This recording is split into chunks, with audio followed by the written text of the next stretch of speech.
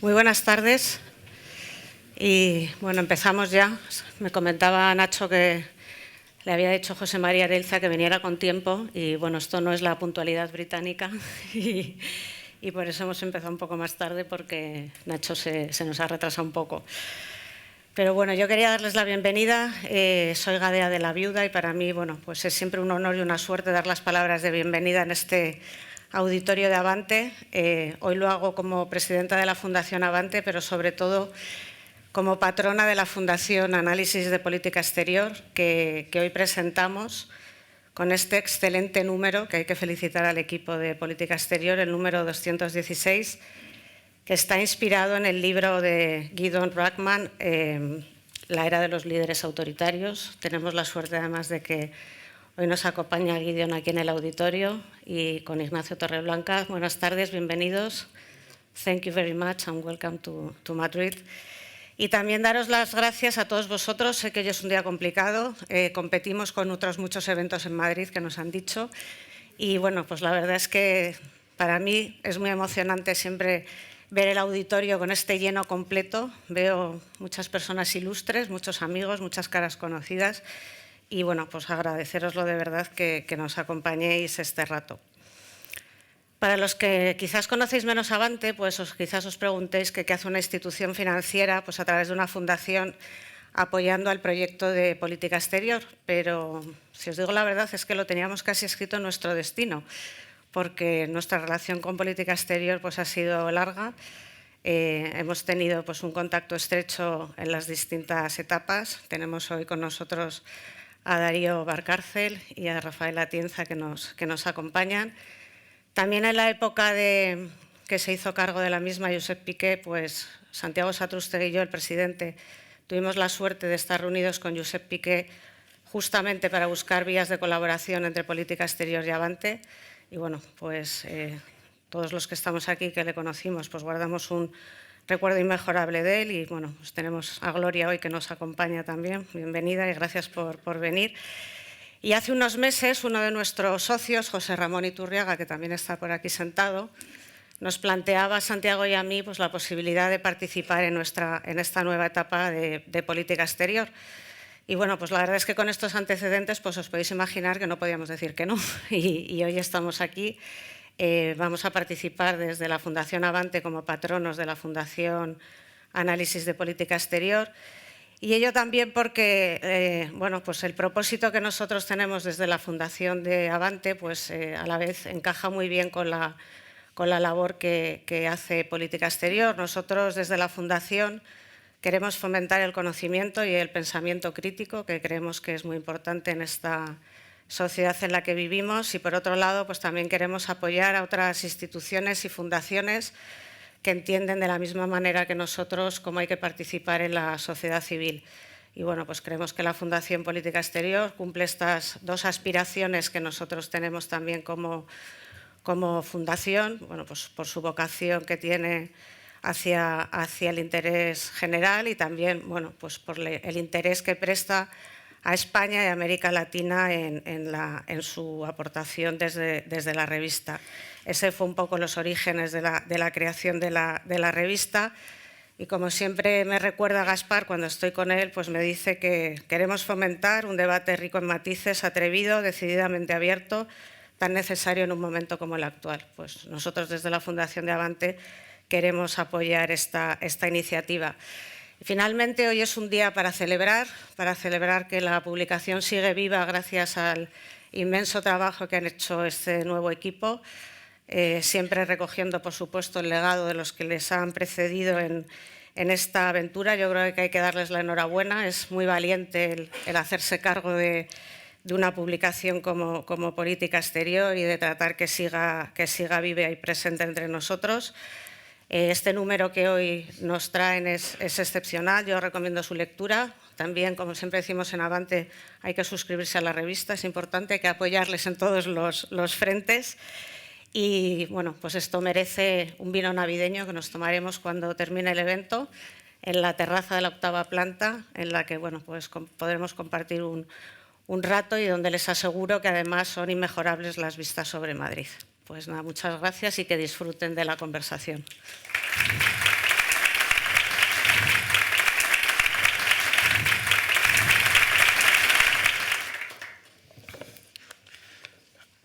Hola, buenas tardes. Yo soy Gaspar Atienza, presidente de la Fundación Análisis de Política Exterior. Muchas gracias, Gadea, y gracias a todos por acudir a este acto con doble propósito, ¿no? Presentamos el número 216 de la revista que fundó Darío hace 36 años y que Josep llevó durante 4 años hasta primavera de este año. Y presentamos también la fundación. Es la primera vez que presentamos la Fundación Análisis de Política Exterior en público. Thank you, Gideon, Nacho, for being here with us today.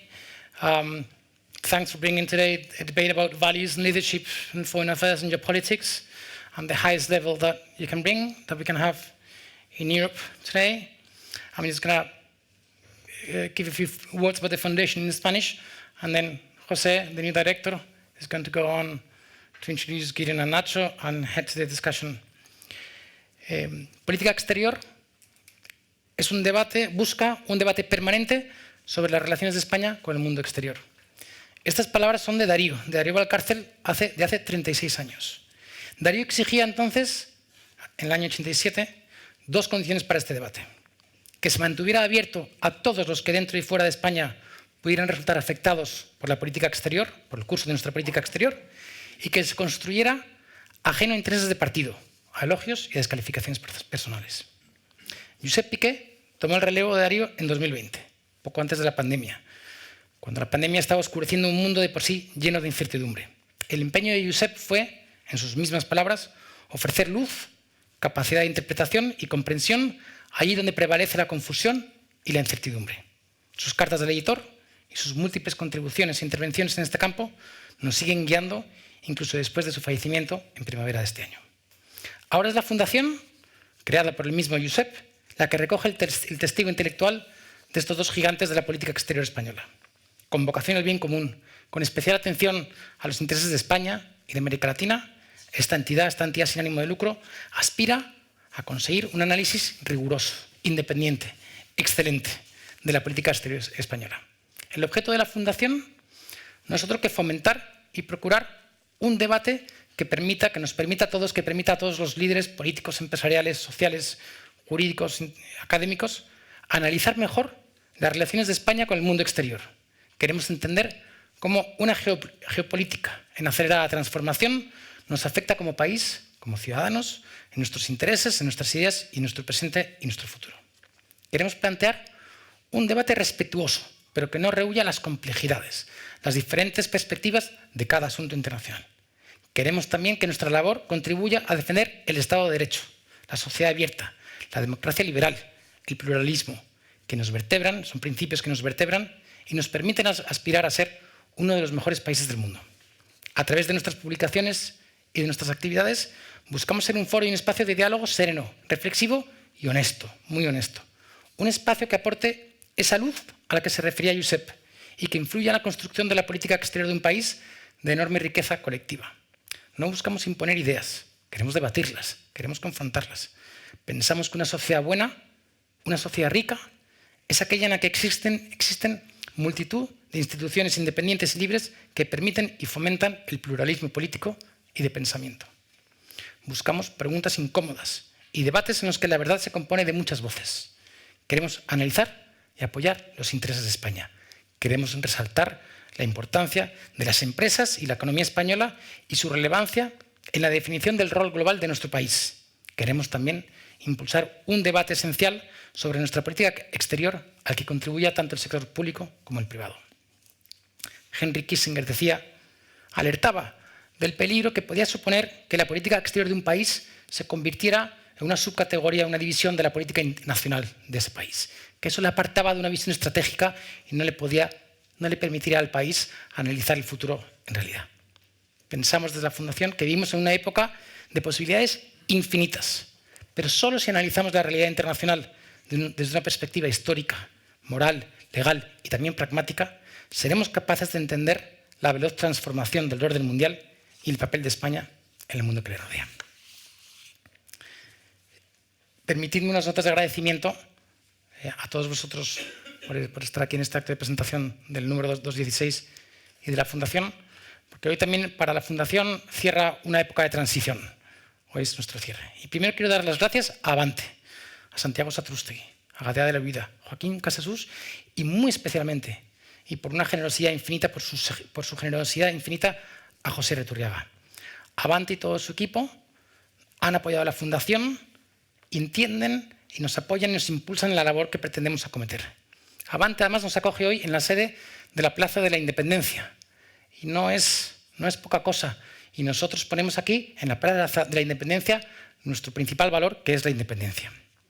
Quiero también agradecer al excelente equipo de Política Exterior, a Pedro Rodríguez, nuestro nuevo director de contenidos, a Pilar Ortega, directora financiera, a Gabriela González Castejón, directora de Relaciones Institucionales, y a Jaime Colbrook, de Comunicación y Edición Digital, y a un amplísimo equipo de colaboradores externos que no puedo nombrar aquí hoy, por su esfuerzo, su fe y su determinación por sacar adelante este proyecto.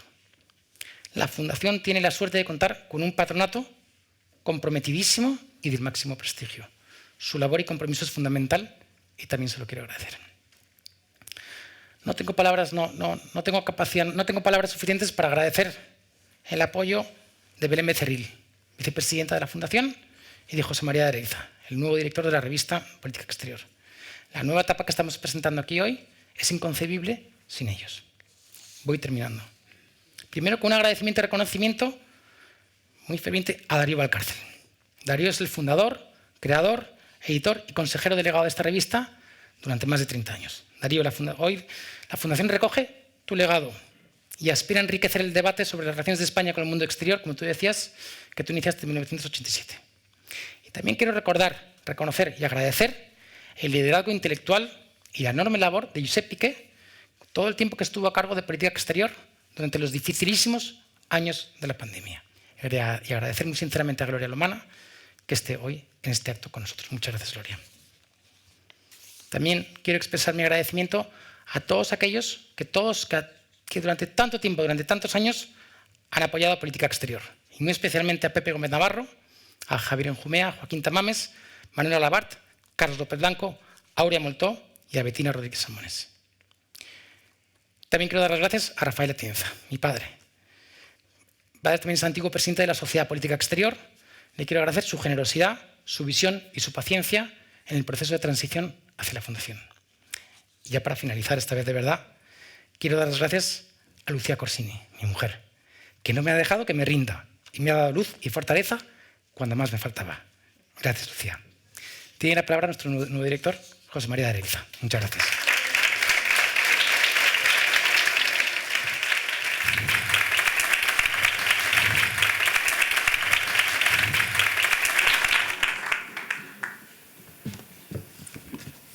Buenas tardes, se oye bien, ¿verdad? No soy el tercer presentador, con lo cual voy a intentar ser breve porque lo importante está aún por llegar. Es un placer estar hoy con todos vosotros. Creo que el reconocimiento más importante que tenemos que hacer esta noche es a Gaspar Atienza. Hace 6 meses, después de la pérdida irreparable de Josep Piqué, Gaspar se ofreció a presidir la Fundación y a hacer mucho más, a sacarla adelante, en un momento muy difícil. Gracias, Gaspar, por tu visión, por tu trabajo, por tu entrega, por tu ejemplo, que yo entiendo como tu compromiso con el servicio del bien común. Y mis palabras no son un gesto de amistad, una vieja amistad que nos une, sino son palabras de justicia, para decir que hoy no estaríamos aquí sin una extraordinaria labor que ha desempeñado Gaspar en menos de un año. Y creo que este agradecimiento es también de parte del equipo profesional, del que tengo la suerte de formar parte, Pedro, Gabriela, Pilar, Jaime, que trabajamos en la revista, en la web, en las demás publicaciones de la Fundación, y queremos transmitir nuestro más profundo agradecimiento. Y también creo que hay un agradecimiento por parte de los lectores, de las empresas que nos apoyan, del Ministerio de Asuntos Exteriores, que siempre ha estado ahí con la revista, y de todos los que entienden la necesidad de que en España y en el mundo que piensa en español haya una revista como Política Exterior. En este número 216 que hoy presentamos, la carta a los lectores se titula Cambiar para crecer. Nos mantenemos fieles al gran legado de Darío Valcárcel, de Rafael Atienza, de Josep Piqué, y es un placer hoy saludar a Gloria Lomana, es un honor tenerte aquí, Gloria, y de tantos autores y colaboradores a lo largo de 36 años. Como ha dicho nuestro presidente, la nueva etapa empieza en el mejor momento, en el más interesante, cuando las relaciones internacionales pasan por una mutación. Ya no hay un marco rígido que podemos dar por supuesto. Vivimos en un mundo furioso, en expresión de Giulio Tremonti, con nuevas divisiones y amenazas. La prosperidad global ha sido sustituida por la seguridad nacional o regional como el principal vector para entender la geopolítica. Y los europeos estamos mal preparados para este nuevo escenario global, como explica muy bien Josep Borrell al decir que somos herbívoros en un mundo de carnívoros. Desde Política Exterior queremos contribuir al debate de ideas sobre las relaciones internacionales.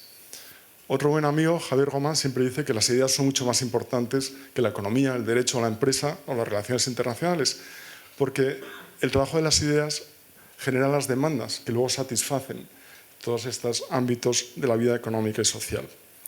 Pues bien, Política Exterior no es solo un grupo de publicaciones, es una red de expertos, es también una actividad de debate, es una comunidad. Y no queremos conformar un think tank, sino un think. Queremos ser un sitio donde compartamos nuestra experiencia de análisis riguroso, plural, abierto, cercano a muy diferentes sensibilidades políticas y sociales. Debates, publicaciones siempre cercanos a los intereses de España y de la Unión Europea y a los valores que vertebran nuestra vida ciudadana, ese vivir juntos y libres que empezamos a aprender en la transición. El número 216, como veréis, tiene una portada muy cuidada del gran ilustrador Juárez Casanova y además de los artículos que pueden encontrar en las secciones de actualidad y de estudios, hay una sección final que hemos trabajado mucho, muy potente. Se titula, también en homenaje a Josep Piqué, Leer más. Ahí podéis encontrar 6 reseñas, 6 claves sobre un asunto internacional hechas por el gran Pedro Rodríguez, 6 reseñas, un mapa comentado y también una caricatura. Allow me to switch into English to introduce the main theme of this new issue of the magazine, since the debate between Gideon and Nacho will take place in this language. We approach in the studies section of the magazine, of this issue of the magazine, a classic theme, the intersection between leadership and international relations. In our times of accelerated change, institutions are weakened, and it's personalities who count. When institutions and international regimes fail to deliver, a lot of people turn to leaders, sometimes saviors, and they're full of magical thinking. They look for simple solutions to complex problems, and then they blame external enemies. We've seen it. The best book to understand this pandemic of strongman leadership was written not long ago by our friend Gideon Rachman, The Age of the Strong Man, How the Cult of the Leader Threatens Democracy Around the World. His book is destined to become a classic and will withstand the passage of time. It has inspired our magazine issue. Our studies section opens with Gideon's own reflections, and it is followed by articles about the possible comeback of Donald Trump, the power style of Vladimir Putin, Xi Jinping impatient leadership, and also on the proliferation of strong men in Latin America and Africa. So there's nothing better to really launch this new chapter and the new issue of Política Exterior than a dialogue in the next 40-45 minutes between Gideon and José Ignacio. Gideon Rachman became Chief Foreign Affairs columnist for the Financial Times in 2006. After a 15-year career at The Economist, he has been a foreign correspondent in Brussels, Washington, Bangkok. He's also edited The Economist Business and Asia sections. His many interests include American foreign policy, the European Union, and globalization. Last year, he was so kind that he came to my course in London. Since then, nobody thinks that I can bring good guest speakers because they compared them with you, so you were terrible. Nacho Torreblanca is also a dear friend of Política Exterior. He's a professor of political science, a columnist at El Mundo, director of the Madrid office of the European Council on Foreign Relations, and member of the editorial board of Política Exterior.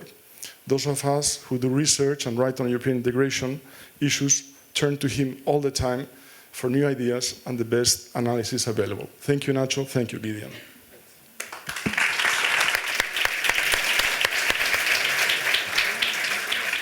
Thank you for the invitation. I'm very embarrassed to be late, but when I put this in my calendar a couple of months ago, I put 7:30, so I was entirely happy on my way here.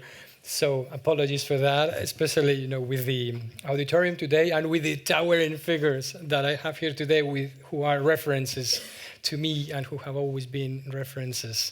I started my studies in political science in 1987. Studying in political science and international relations, and we devoured Política Exterior. And I've been doing that ever since, because it was the material where we would find things that would challenge us, and articles that we usually won't find in the tone and in the topic in our library as researchers in our dissertations and so on. So this has been a companion, as Darío and all the directors and all the people that have been in Política Exterior for so many years. So I'm so honored and so pleased to be here. And of course also, I enjoyed a lot the continued conversations that we had with Josep when he took the helm, and also the spirit of the magazine, of the journal. And I think we are very orphan in this country of public spaces in which we can debate in freedom across party lines and with a global view. And Política Exterior is a great public good for that. And all of you, and many of you are around, I've known you for years. You have allowed me to challenge your view, and you've challenged my views. I see Emilio Lamo around. I have always the pleasure of disagreeing with him in so many things, right? And learning from him so many times. But he always, taught me to come back with new arguments and more arguments. And this is what I think this journal is about. So I'm also a column writer. So I already started reading you a long time ago. And I said, when I grow up, I want to be like Gideon. But I'm growing up and I don't quite get there. So there must be something you have to tell us about the art of writing columns for FT, which we all enjoy so much. Gideon, it's a pleasure to have you here. And the topic that you brought to the table and to this event couldn't be, of course, more timely. And I will start also with a confession that as a student of political science, I don't remember, this was 5 years at the time with full semesters. I don't remember having received a course on leadership. This was not a subject matter. Political leadership at a faculty of political science until very recently. We discussed institutions. Institutions matter, institutions do matter indeed. And people, leaders, and personality were something out there that we wanted maybe to get rid, very uncomfortable because there were single case studies and so on. So my first question is, in writing this and when you come to this topic, when do you think, or when do you realize that all we know about democracy and institutions and all these kind of things is not as relevant, or you found something which is equally as relevant, which is this strong man? When does the era of strong men start, at least intellectually, as a challenge to you? And how do you cope with the challenge of not finding a single, probably, book on political leadership in the discipline, or a kind of major study? Or was it that you find revealing for you and broke the path? Or did you just venture on your own to do this? Well, thanks, Nacho, and thanks, Jose, and thanks everyone for inviting me here. And it's an honor to be here when you're relaunching the magazine. Well, it's interesting you should say that. Nobody's asked me that, but I think there's a kind of obvious answer, which is I never studied political science. I studied history, and history is full of strongman leaders. So it didn't seem to me surprising that they should be a factor, or that personalities could change the course of events. It's always been a battle between... Well, I think if you come at it from a sort of historical perspective, you're more prepared to accept that individuals can matter, because you're more prepared to accept that accident can matter, that things don't... the whole concept behind political science, I think, is that you can somehow identify almost a model that will tell you how things will proceed. And I think as a historian, you know, I wasn't a professional historian, but somebody who studied history, that never seemed to me a totally convincing explanation, because accidents can happen, you know, things can go one way or another, and individuals matter, and the whole, particularly if you looked at, you know, certainly if you studied modern European history, it was hard to deny the, you know, importance of charismatic leaders. And so I suppose when I started thinking about writing about contemporary politics, you know, you always have to hesitate about saying it's exactly like the 1930s. It's never exactly like the 1930s, but there are echoes of it. And, you know, one of the books that got me thinking was reading a book. It was a memoir of a guy called Sebastian Haffner called Defying Hitler. It's actually not a great title because it's really just a memoir of growing up in Weimar Germany in the 1920s and 30s. And one of the strengths of the book is that he recalls the arguments he was having with his father at the time, where he said, you know, I was this young guy saying, you know, what's happening in Germany is incredibly serious and dangerous and worrying, and his father was saying, look, calm down, it's not that bad, we'll get through it, etc., etc. And then years later he says, you know, I think in retrospect I was right and my father was wrong. But it seemed to me that in the early Trump years, a lot of people in America were having similar arguments, you know, is this really a threat to democracy, or are we just getting a bit hysterical and it's, you know, it's not politics as we know it? And then another thing I noticed is that I have a sort of strange, nice job, but it involves going around the world a lot, and that a lot of different countries were having similar sounding debates, you know, so that I would, you know, be in Delhi and Indian intellectuals were saying, you know, we don't like what Modi is doing, but is this really a threat to Indian democracy, or is it just a form of populism that we don't like? And even in a country like China, which was never a democracy, there was still a battle going on between liberals and authoritarian nationalists. So that in 2012, when I was in China, you know, you could go to a restaurant with a bunch of university professors and they would be willing to argue in public about whether China should become a democracy. That wouldn't be possible now.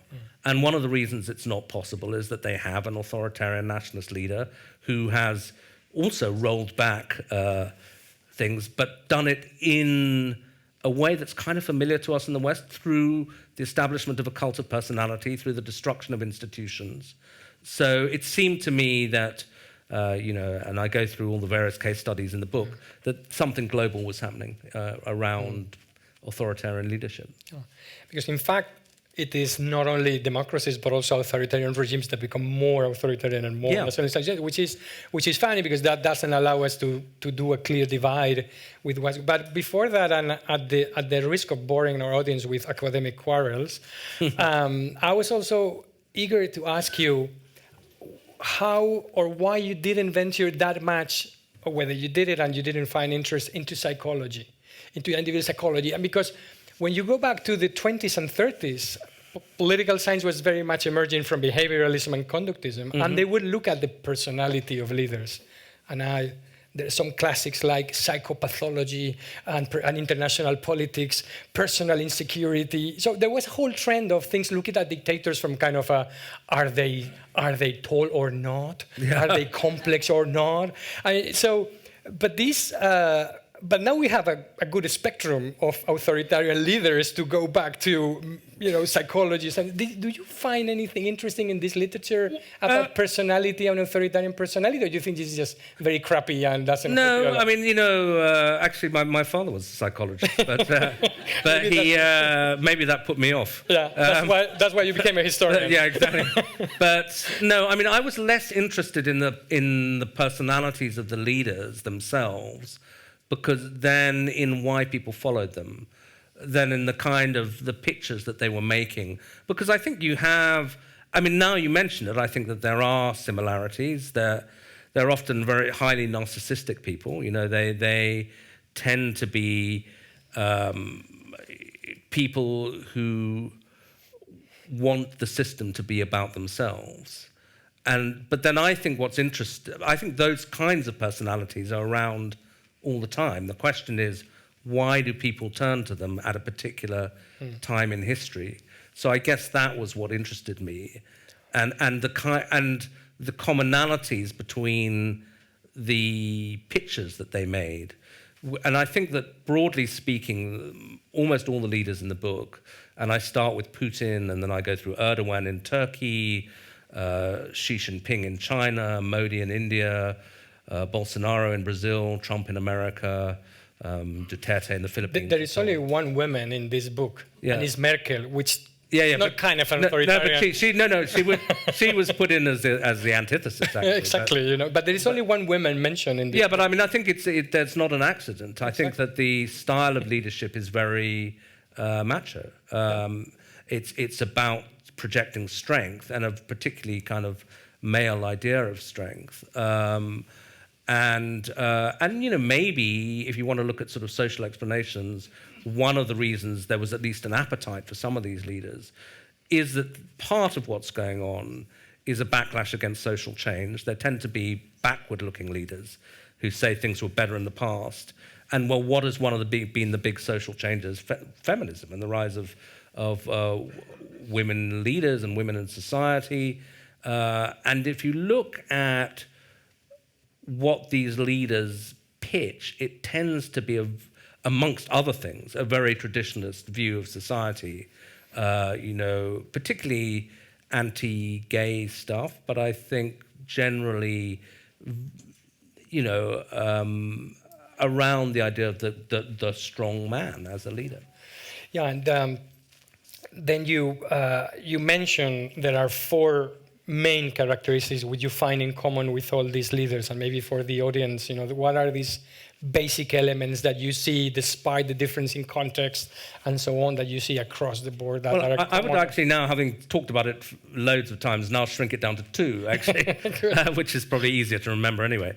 I mean, I think that that firstly, they tend to evoke a sense of crisis. So they're all leaders who say, the country's in a mess in one way or another, or society's in a mess.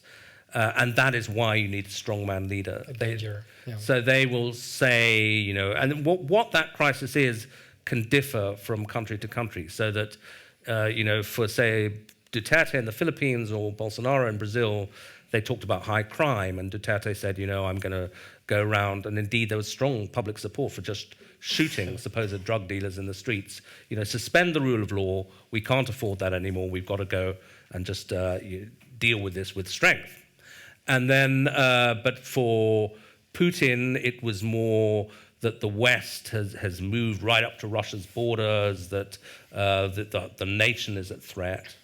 Xi Jinping recently has been talking about efforts to contain and suppress China and the need to strengthen leadership around him. And then Trump in the United States says, the whole world is laughing at us, there's American carnage, the country's collapsing, we can't go on like this, therefore you need a strong leader. And then I think the second characteristic, as well as evoking a sense of crisis, is saying because of that, we can't afford all these kind of liberal ideas about checks and balances and, allowing that the liberal elites have kind of captured society and their power needs to be broken. And so it creates a sense of emergency and then a call for a strong man leader who will break the rules to put things to rights. And one question maybe you faced before is, and I'll explain it later, is the question of, are these guys stupid? In the sense that they're not generally very well trained. You mentioned in the book that Xi Jinping missed his formation years in the middle of nowhere, just punished or doing kind of whatever, cultural revolution thing, but he's not a passionate reader. You say that at some point now in the past, maybe he has tried to compensate for that, but he doesn't come out as a very educated or intelligent person. Of course, Trump probably never read a book. So the pattern of, a very obvious question is, how can these guys being so poorly trained can actually be so successful politically? So obviously they're not stupid, but they're not very well trained. No, well, define stupidity. I mean, they may not be very well-educated classically. And Trump, I think, Rex Tillerson, who appointed him as, who Trump appointed as his Secretary of State, said Trump was a moron. But clearly he had something. He understood, so he had a very instinctive understanding of American politics, of what American people wanted to hear. And maybe because he wasn't educated in the way that you, me, or most of the audience are educated, he was unconventional. So he was prepared to break with what people thought an establishment politician should do, and he relied much more on intuition. So that if you think about the 2016 election campaign, I think we're now used to Trump breaking taboos. But back then, he said several times things where people like me or my American equivalents would say, oh, well, he's finished. You can't say that. You know, that's it. But in fact, he understood in a way that they didn't, the way you could move politics. So, yeah, he wouldn't write a very good essay about it, but he understood something. And I think Putin is actually sharper than Trump. I mean, quicker. I think he's also fallen prey to delusions over time, but he was, in a way, had a more conventional upbringing through the state and so on. But again, although I don't think he's a stupid man, I think he's essentially an instinctive politician. These people have a sense of power, really, where power lies and how to exercise it. So we've seen a debate in the last days, weeks, in the US whether Trump 2.0 would actually be a real dictator. That he has now ideas that were maybe instinctive in the first place because he didn't expect to win, but now his experience in government has actually shaped how should he behave in order to stay in power after a second mandate by punishing friends. So, and it's quite amazing that, I mean, this is not a marginal debate. This is New York Times, this is Washington. Everyone is discussing that. So my question is, supposedly, the US constitutional system is built, designed to sustain an attack by someone, by Trump. I mean, it was, the founding fathers were precisely thinking of this, right? Or of something like this. Charismatic dictator. Yet, he has good chances of getting away with a lot of things, not only winning in second term, but also, you know, subverting the system to a extent to which we saw last time that, you know, had Mike Pence not signed the results, which he could have done, then you would have emergency law and maybe seizure of ballot boxes, and then the election would have been destroyed de facto. And so do you fear really that Trump 2.0 would actually be able not to just damage, but to do substantial harm and to destroy US democracy? Is this something we should worry? What is the probability? We should certainly worry about it. Whether he'll be able to do it, I'm afraid we'll only find out if and when he tries it. But you're right. It is a very weird moment when people are openly debating whether American democracy is about to collapse. I was in Washington 2 weeks ago, and one of the articles I think you might be referring to was Robert Kagan's article about, you know, we're on the point of dictatorship in America. And I was at a meeting of senior European diplomats and their American equivalents and one or two think tankers and people like me. And Kagan was the after-dinner speaker, and he was giving this speech, and I just suddenly thought, this is kind of surreal that you have the heads of the sort of German and British foreign ministries, and everyone's quietly taking notes as this guy's explaining that American democracy might be over within a year, and nobody says, you know, this guy's crazy, take him out. They think, oh yeah, that sounds possible.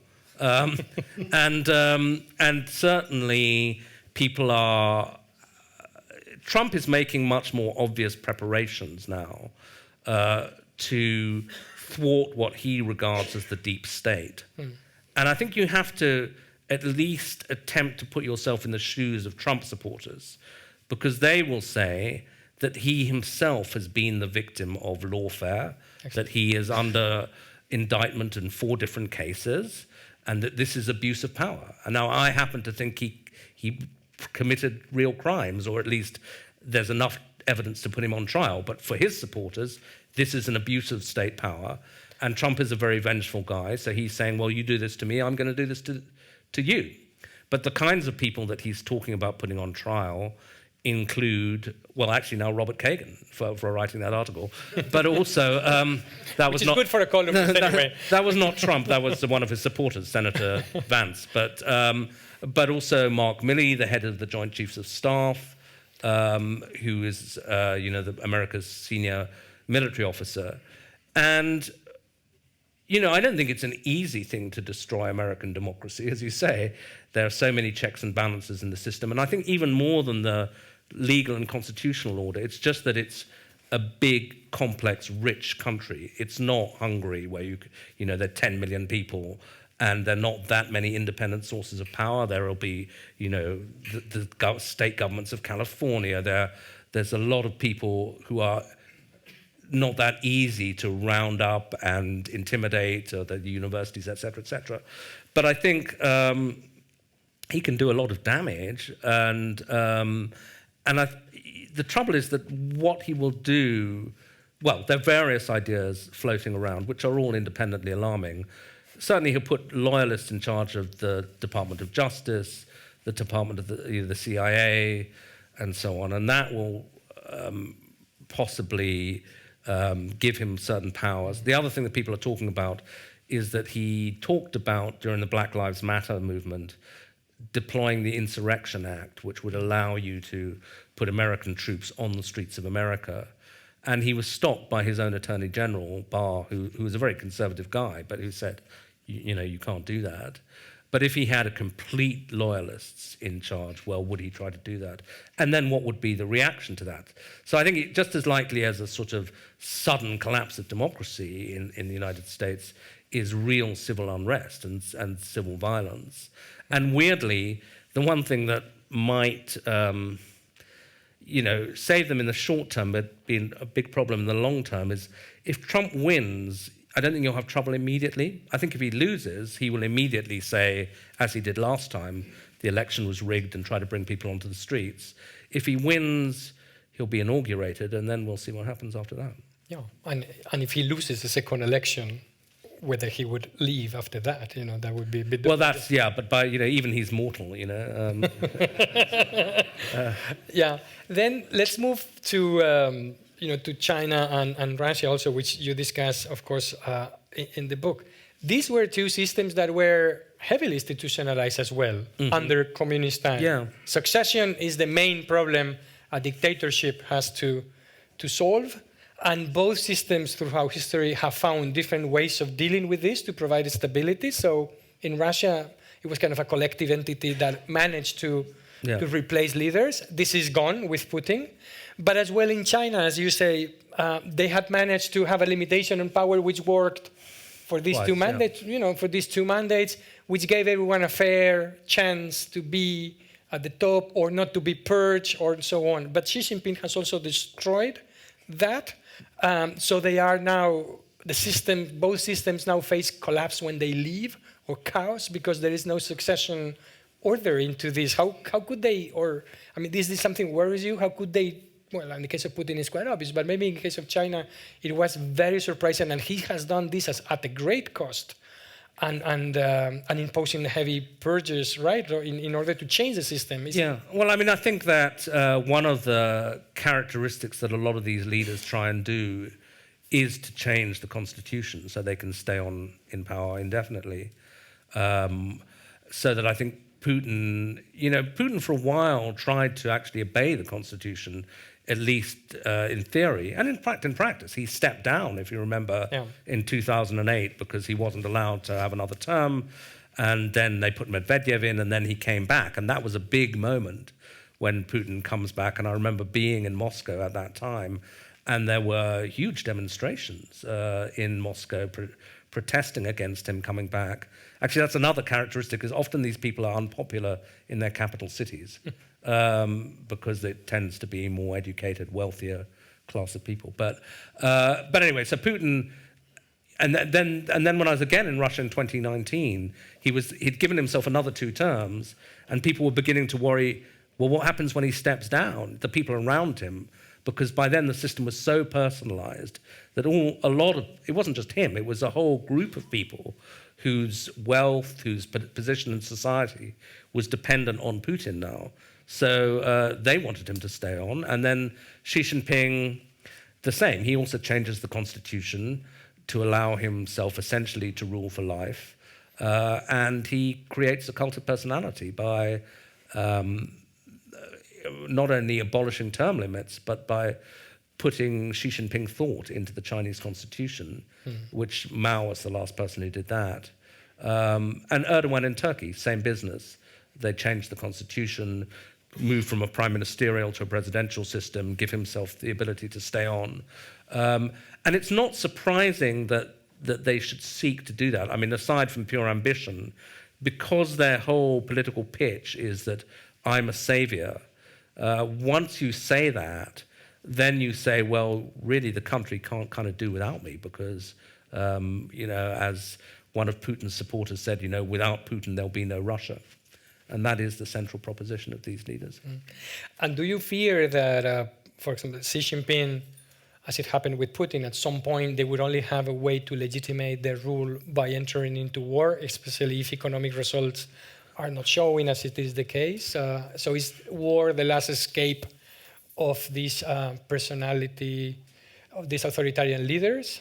Well, that is a risk. I mean, so when I was finishing the book just as Putin invaded Ukraine, or the full-scale invasion of Ukraine in 2022, and it made me think, maybe I've concentrated too much on what these leaders do internally, to get control of their countries, and not thought enough about what they do externally. But to the extent that they say that, one, I represent the nation, two, the nation is being humiliated and is under attack by external enemies, it's not totally surprising if they would then seek to demonstrate their strength overseas through war. And Putin is the most dramatic example, but actually Modi in India is an interesting example, so that India's suffered for some time from terror attacks, which they said were sponsored by the Pakistanis.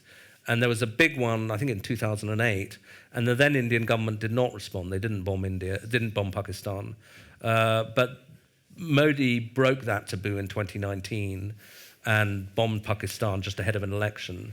And in his campaign, he said, and that was a risk he got away with, actually, but it's always a risk when one nuclear power bombs another one. But he said, if you're voting for me, you're voting to shoot India's enemies in the chest. There was a sort of, a rhetoric of violence, at least, around that. So I think that if your pitch is that I'm a strong leader who's going to save the nation, it's very hard for you to compromise with the external enemy. And then moving to a character that you also portrayed here and who's today very relevant and has also some things in common with Modi, with his Netanyahu. Both changed or tried to change the character of a country which was essentially, not multinational in the case of Israel, but it was defined in terms that you could have identities. You could be an Arab Israeli, right? Sure. But both pushed the system, changed it in terms to an ethno-national. So what do you make of Netanyahu now that he has failed also to deliver not only democracy but also security, which was kind of the trade-off he was expecting to accomplish, right? Yeah, no, I mean, I think it's interesting the way in which India has changed its attitude to Israel, basically around this issue of ethno-nationalism. I mean, I remember being in Israel, in fact, the time I saw Netanyahu about a decade ago, and they weren't really, why should they be particularly attuned to Indian politics, but one of them said to me, it's a bit weird, there's this one party in India that seems to be much more pro-Israel than we're used to from India. And I said, well, there would be a reason for that. They're a party that is highly suspicious of Muslims and so on.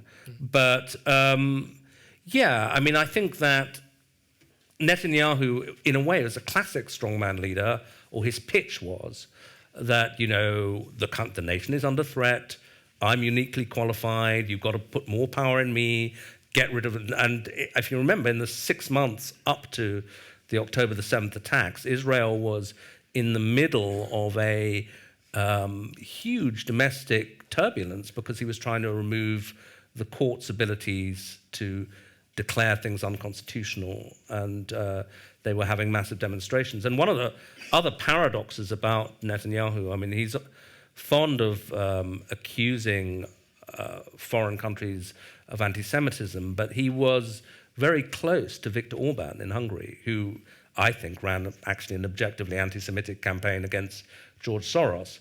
Now, why was that? I think because they recognized something in each other. There was a sort of strongman pitch, kind of ethno-nationalism, suspicion of the European Union, illiberalism, and so on.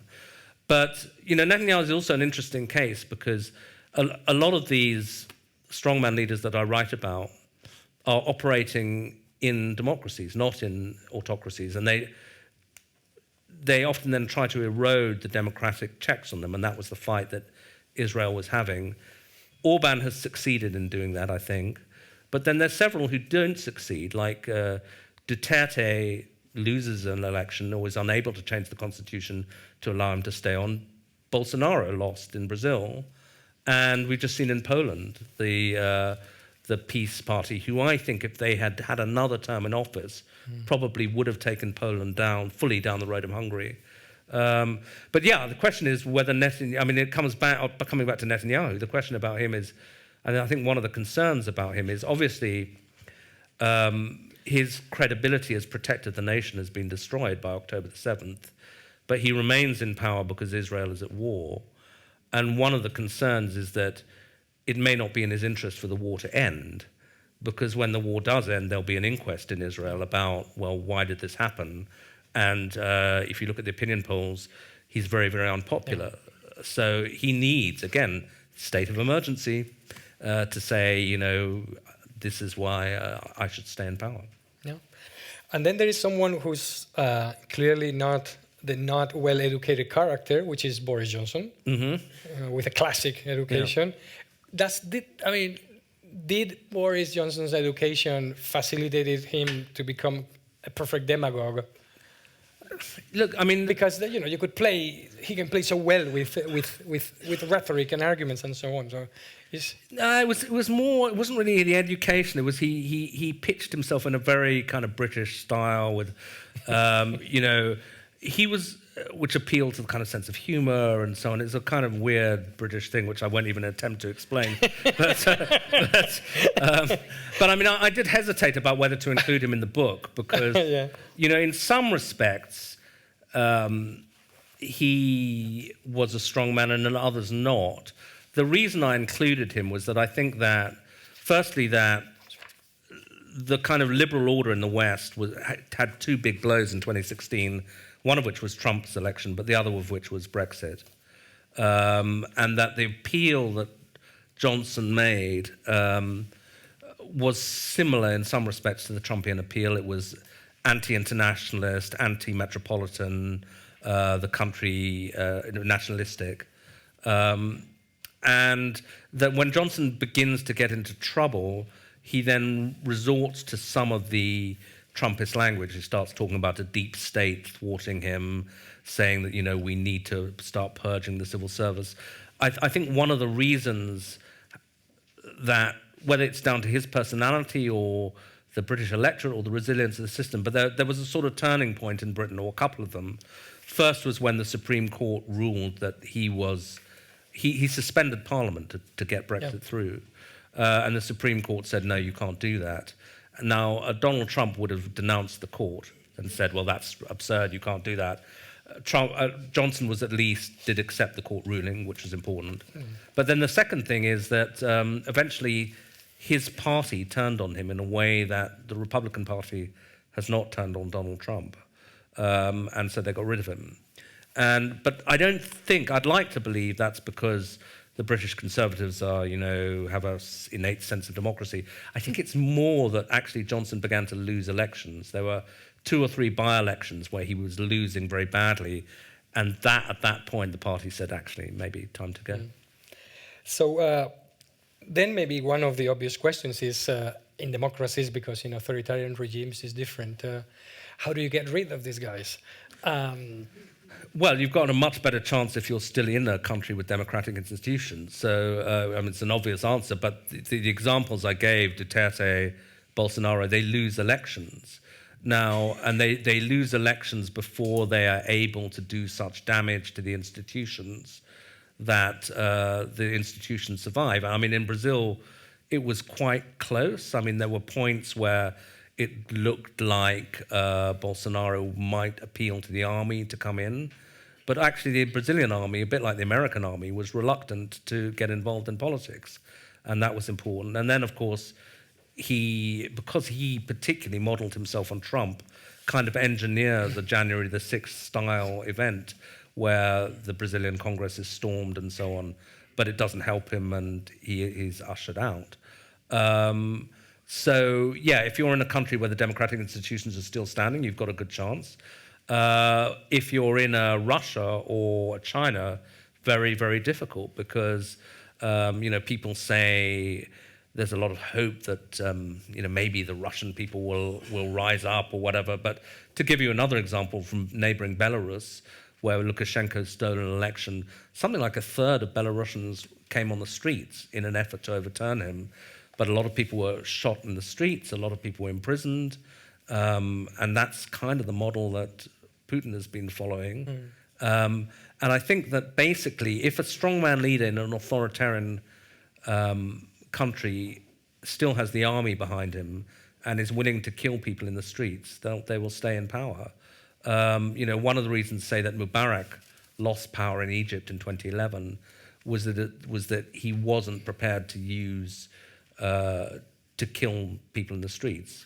And then when Sisi overthrew the Muslim Brotherhood, well, they did actually. They killed something like 900 people in Cairo. I think we have to bring this to a close. 5 minutes, so I have two last questions. One on a more positive, or maybe both I will try on a more positive note. You brought Merkel as a counter-example. Yeah. Yet Merkel was also very criticized for not taking decisions, for saying that the worst things she did was not to take courageous decisions, but the decisions she didn't take at some point. Was it? What do you make of Merkel as a leader with such a contradictory view? Yeah, I mean, I think if I read it now, I probably would be a bit less charitable to Merkel. But I think nonetheless, she may have made policy mistakes. But there was no questioning her commitment to democracy and her willingness to leave power when she lost power.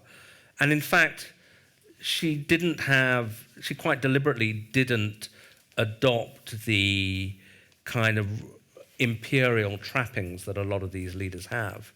I mean, I remember, just out of curiosity, going to look at her flat in Berlin, which was in a nice area, but it was a second-floor flat in a smart bit of Berlin, and the only way you could tell that somebody important was there was a police car outside. Right. So it was a very democratic form of living as well as acting. Now, of course, she wasn't head of state, so that helps. Macron, slightly differently, talks about being Jupiter, and he is the head of state, and he lives in the Elysee, etc. But I don't doubt that he'll leave power. So that's pretty fundamental, really. And then your last chapter is about the battle of ideas. Yeah. To the extent to which some of these leaders, as you say, they have managed or they try to destroy the idea of democracy, even at the ballot box. We see that now the percentage of people who believe that elections are fair in democratic countries has shrunk. Sure. And the number of people saying we need a strongman leader goes up. Even among young people, right? Yeah, particularly, actually. So are we kind of...